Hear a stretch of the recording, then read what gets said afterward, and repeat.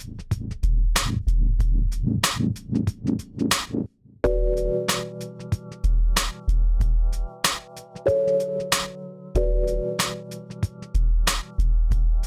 right, so moving on now, let me talk some WWE. Let's talk about Undertaker: The Last Ride, right? So I will do the intro. Well, I'll do the intro and I'll do the synopsis and then we'll talk about it, right?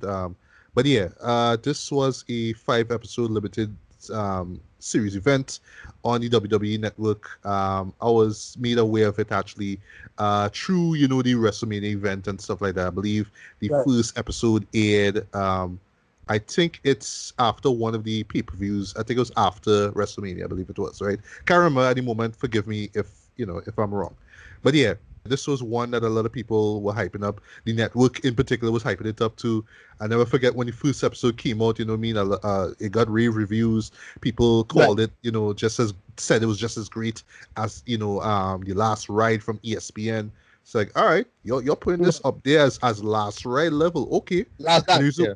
Sorry, Last Dance, Last Dance. And the reason why I'm saying this is because, well, I'm actually familiar with the WWE Network documentaries, right? Like there's stuff like Yeah. 24, 365, and I really love checking those out because, yes, as much as we could talk about the the choreography of wrestling, right? The theatricality of it all.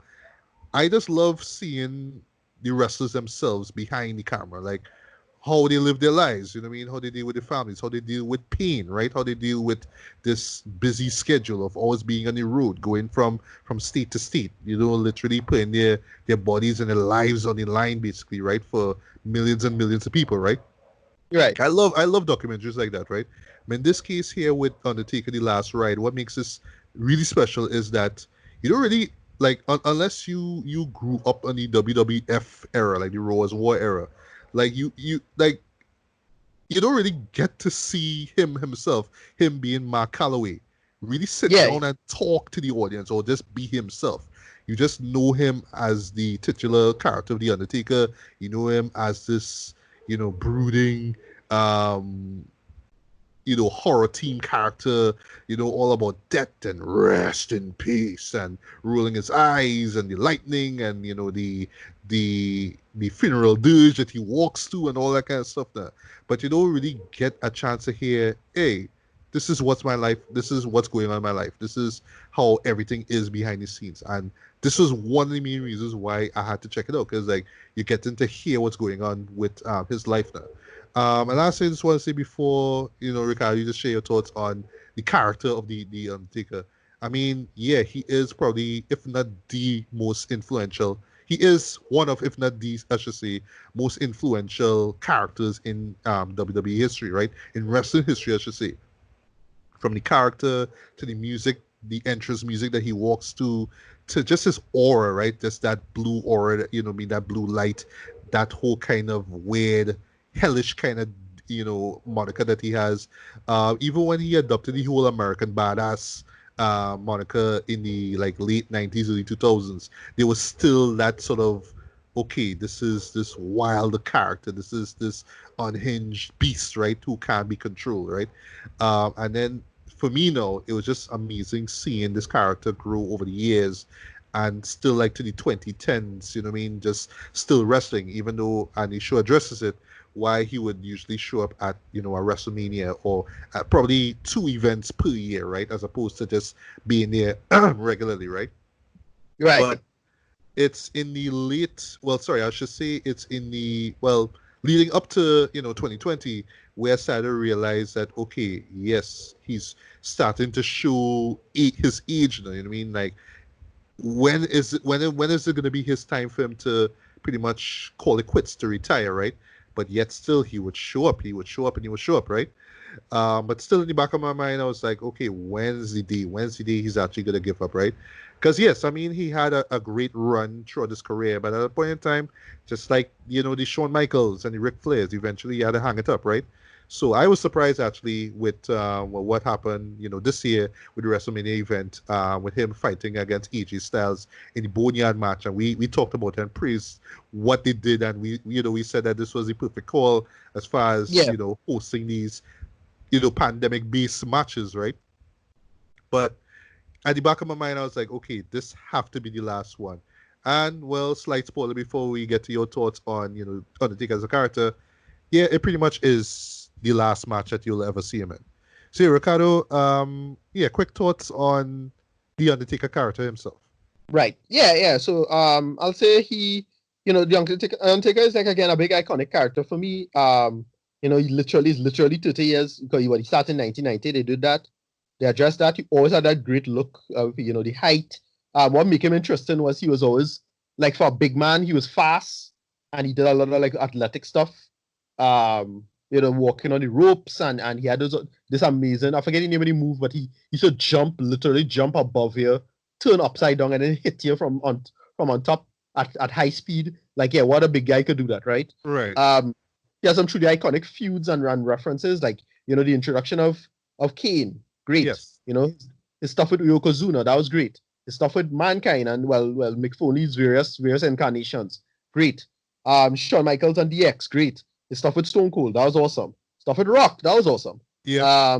That's truly classic moments now. And as I say, I felt they could have got into that a little more, like just give us all those classic moments where we didn't really get that. As I say, to me, the height of his character was the corporate ministry stuff, like when he was going to marry Stephanie McMahon on stage, which was awesome and hilarious. Yeah, it was. But then right after they did the American Badass era, which I wasn't the biggest fan of, but like it was good. Just to like, yeah, okay, it makes sense to a certain extent. And he gave the justification as to why he did that, right? Mm-hmm. And then when he started to make little mistakes and started to slow down in some of his roles, and he really was like the Brock Lesnar stuff was really unfortunate because from what I understand, it was a complete concussion. Like he had a loss of several hours, so you don't know what he was doing, and like he really was a loss, right? And they was like, oh well, they fucked that up too. There's like a big mess up on his part. That by the way, pretty much ended his legendary streak, right? So he had 21 straight victories in WrestleMania. This was the first time since then that he lost. So it's 21 it wasn't and one. That was clearly not part of the plan. And is that famous that guy's shocking, that guy, black guy with the glasses. Yeah, that is iconic. That is meme worthy, dread. It's that shocker moment. Yeah, timeless. So it just, but it was great to see all the behind the scenes stuff. Like I like that, and you get to see some real, like you forget, oh shit, he wasn't wrestling. They show this one like Godfather and Mark Henry, and it's like what? Yeah. And it was just nice to see how much of a showman he is. That's the most important part. Like you really care about the audience, how he does look, and just the level of professionalism. And for his career to be this long, and especially with his body, his body type and mass, he's somebody that's supposed to retire a hot minute now. He didn't. You finally do it recently with the Boneyard match, but like he can easily come back. Like they could totally do something to have him come back. But the Boneyard match was perfect for me in terms of like how to wrap up his character though, as a final battle. Agreed. Totally agree. In my opinion. Yeah. That's all right. So in a nutshell, what this show is about, right? So essentially, WWE got the opportunity to pretty much follow him for like about a couple, like 2-3 years actually. So the documentary, of course, is the last right? So it kind of documents him from I think it's already time where he was about to confront Roman Reigns actually to the Boneyard match, right? And essentially, we get to see him with his wife Michelle McCool, who retired some years ago, to start her family basically with Mark, right? And then of course, well, you get a lot of one-on-ones. So he's just talking about, well, this is what went down behind the scenes with this particular match. This is how we built it up and all that kind of stuff. Of course, we're friends behind the scenes, you know what I mean? So even though on camera we beat each other up, no, we're cool and whatnot. But you really do see how. And I mean, I totally understand, just to slowly get into the review here, how, committed he was to just put out the best show, best performance he can, right? So, yes, mistakes happen along the ways, but, he would take it very seriously, right? So, yeah, the first confrontation between him and Roman Reigns didn't play out the way he expected. I love, like, from Roman's perspective, it's like, well, it didn't matter to me because I'm facing off against, well, the man himself, right? But to the Undertaker's like, nah, boy, I could have come way better than this. And at that time, of course, he was aware of how old he was. He went through, injury and after injury and Yeah. surgery after surgery. Because like, well, I just want that final match, right? I just want that last run, and that pretty much is what this show is about. So I would agree with you, Ricardo. Like structurally, they could have, shown a little bit more of his earlier matches, like the stuff in the 90s and whatnot, right? Yeah. Similar to like what they did with the Last Dance, where yes, it was about that Right. 97 season, but still, Yeah. you got to see MJ in the 80s before he got signed Yeah. on to the Chicago Bulls. When he was with the Chicago Bulls from the early 90s leading up to that, you got to see all those moments. And yes, I understand we work with 5 episodes, is not eight the Last Dance, but still they could have incorporated some more stuff. Like I would have really loved to see more, like, oh, this fight like with him and Kane back in the mid 90s and stuff like that, like the real iconic matches now. But I understand in terms of, well, I guess the excuse I'll make is time. I understand they just wanted to focus on like the last 3 years of his career. So I got it. But still they could have a few moments where they could squeeze in those moments, those highlights. Because yes, as much as I appreciate the behind the scenes stuff, there were a few moments that kind of dragged. One in particular involving Mark being called by Vince last minute to show up to an episode of Raw. As like, well, you didn't bring your gears. Like, no, I didn't bring my gears. So he literally had to jump on a plane. And he was in New York actually, so he had to fly back to his home in Austin, Texas, get the Right. gear, come back, right? And then you have like what I felt was running on for a tad bit too long. This convo between Mark and Vince, and it's just like, yeah, well, Yeah. if you had thought about it back then, you would not tell me this last minute. That kind of vibe now, just like, all Yeah. right, pick it up, please, or you could have just cut that scene altogether. Yeah. I get the Had a lot of joke, but it's pace like, because it had a lot of pacing problems. So for me, I was like, it's slow, and I felt okay. This whole thing was 5 hours, and I felt this whole thing could have been done in 2.5 hours, 3 hours, in my opinion. oh really? Okay. Yeah. The whole middle episode could have cut. That whole episode 3 could have probably cut for me because I like the whole thing was just Generation X and just that performance failure. But I get the thing with the documentary is that it seemed to be just more about his feelings as a performer, right? And that stuff now. That is why I think that was the focus. I think that is what they decided to go with the focus instead of his career. Like Yeah, it's yeah. more about what he thinks about himself as a performer. So it focuses on his recent failings, relatively recent failings, because all of it is about age and him having to keep up with the young people and keep up with the audience and what he thinks. And I think that was what he was going for. So if that was what they was going for, it's fine. But to me, I felt they should just do Undertaker like review stuff because they make almost no mention of Yokozuna. And it's like, yeah, but No. Yokozuna was like big Undertaker like four in the early days though. Or Yeah, like yeah. Jenna Kane. And like Kane is like a big locus of the character now. But they didn't do that. They make it more about Mark as a performer, which I suppose works. But I find it was like not the thing I would have gone with. Like I suppose I'm making a more subjective call in terms of what direction I would have told the story then. I don't Right, know. right. Well, That's how you feel about it. yeah, well, I understand your criticism of it, but at first, like me going in, I honestly thought it was going to be like what it is you said there, but then Yeah. afterwards, it's like, all right, this is not the story they're going for. This is not the life and times of the Undertaker. So okay, I get it. It's pretty much just how they say like an episode of WWE 24 365, but just a 5 part version of that basically. That's essentially what it is. So it's like, okay, this is what they're going for. All right, but I imagine a lot of people, especially those who not into wrestling, would expect to see a full rundown of his life and great matches, right? I know there's a specific show on the network called Essentials where you have like his greatest matches, but still, like, okay, this is what happened back then, that kind of stuff. Like, but still, his decision he went with, okay, fine. And for me, I think that they make it work for the most part, right? What really struck, what really resonated with me, I should say, is, and if there's like one thing to get out of the show, is that it really shows eventually that this thing that you're doing, right? And we as outsiders could look at a guy like him and be like, why would you do this? Why would you subject yourself to all this pain and, surgery and all that kind of stuff for years, well, decades upon decades? And for him, simply is because he just has a passion for it, right? We wouldn't understand that unless, we were in his shoes or we were doing something that we were real passionate about, but, we still going through hardships, right? But still, I just love that they kind of zeroed in the fact that eventually there will be an end to this thing that you love, this thing that you're pouring your heart and soul and your body into, right? Eventually. So it's kind of like a cautionary tale for any wrestler who's currently working right now. But at the same time, it's like, all right, I know eventually I have to retire, right? For my sake, for my wellness, for my family. But how do I go about this?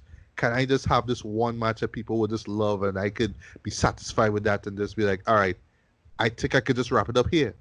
And then maybe, like say with Shawn Michaels, for example, if they call me up to do something that could always come true. So then I'm still there, I ain't gone. Right. But in his case, because of who he is, because of his belief system, it's just like, nah boy, that's just not enough. I just really need to put it in though. But as we see throughout this the series here, his age catches up with him. So Yeah. you see, even evident though with a match that, I would admit is one of the worst, showcases of his talent. The Super Showdown match. That's with him and Right. Kane versus D-Generation X. I remember Yeah. like legit watching that live, and I was like, dude, this is kind of shit though. Like, wow. But Yeah. I know deep down inside they didn't want it to be like that, and I'm glad that the show touched on that too. They could have just shown, which they did, his final fight between Triple H.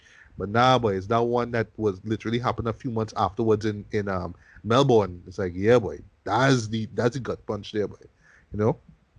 But yeah, as far as the show itself, I really, really dug this too. It's not perfect, mind you. Yes, it does have some pacing issues there, but I mean, this is like the first time you really get to see Mark as a human being, and that's one thing you to really think about the character, the person underneath the character. I thought that the show nails that great. Yes, we could have seen more, stuff from him in the '90s, stuff with him as the American badass, the 2000s, all that Yeah. kind of stuff, right? Yeah. But I love that, yes, they just focus on, like, I think it's like the last 4 or 5 matches in his career and just kept it at that. And ever so often they will have like a little flashback as well, be like for case in point where he brought his dad to for the first time to see him wrestle, and when he met Kane for the first time and all that kind of stuff. It just kind of comes off a little, oh, by the way, yes, this happened, right?